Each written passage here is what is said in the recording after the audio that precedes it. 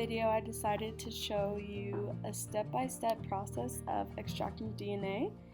And so basically right here, I'm just setting up the traps for trapping rodents to collect their DNA.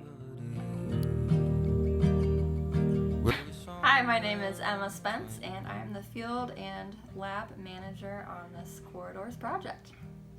So what is DNA extracting relate to the bigger picture? How does it relate?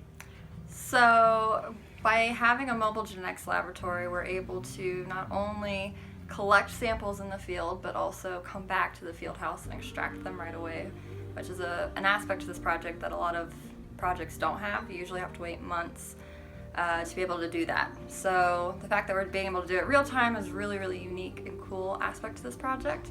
But the actual DNA allows us to be able to look at the genetic similarities between individuals. So if you have a mouse and the mouse has offspring, we'll be able to look at those connections between the parent and the offspring and who's mating with who on the landscape to get a really good picture of how these animals are moving across the landscape over 50 to 100 years of, breeding and generations and things like that. So here's my field manager, Emma, collecting a sample in the field, very sped up. And basically we were doing this every day, checking all the traps and seeing if we got a mouse in our trap to collect a DNA sample from.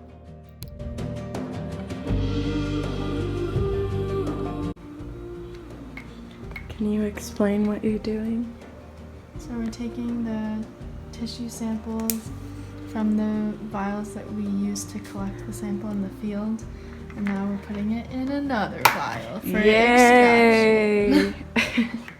So after we put all the samples in the new vials, we put this enzyme in that breaks down the samples, and we put it in the heat and shake it for 2 days. So it's been 2 days and we're gonna spin those samples, ladies, and look at her go. Basically we're spinning them right after to get anything like hair or tissue that didn't dissolve in the 2-day period into a small pellet so we can remove the liquid and prevent the filters that we are going to use later from getting clogged from all that nasty gunk. So enjoy, look at it, look at that pellet.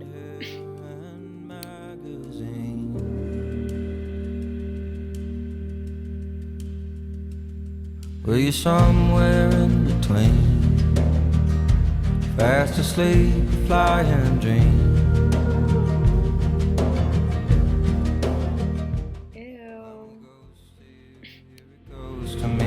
Okay, we're putting this buffer in next. What does this buffer do? This is AW1, and it pulls big junk through the filter so you're left with only DNA. There you go, baby. And then we use this next buffer basically to pull the smaller junk through. So what is this for? This last step. So we're using buffer AE to elute the DNA, so kind of take the DNA out of the filter into a liquid that we can use to get concentrations of DNA. Bella, what are you doing right now? Pouring the extracted DNA in the final tubes. Zoom in on this action.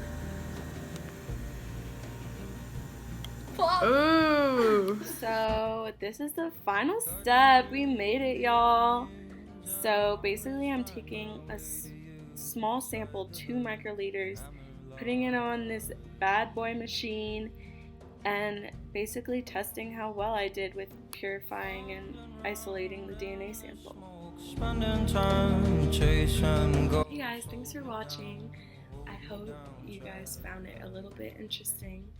But yeah, I just wanted to end the video with me saying that basically what we were extracting the DNA for was to find what type of wildlife corridors was the best for genetic flow, and then in the future they could use this information to, I guess, develop shapes of different wildlife corridors that will promote genetics and diversity in the environment. So that was the main project. It wasn't really explained throughout, but yeah, so that's why the work we were doing was important this summer, and me and Maddie had an awesome time just learning all these different techniques, and we really made the most out of our summer by every weekend going to different places in Idaho and exploring.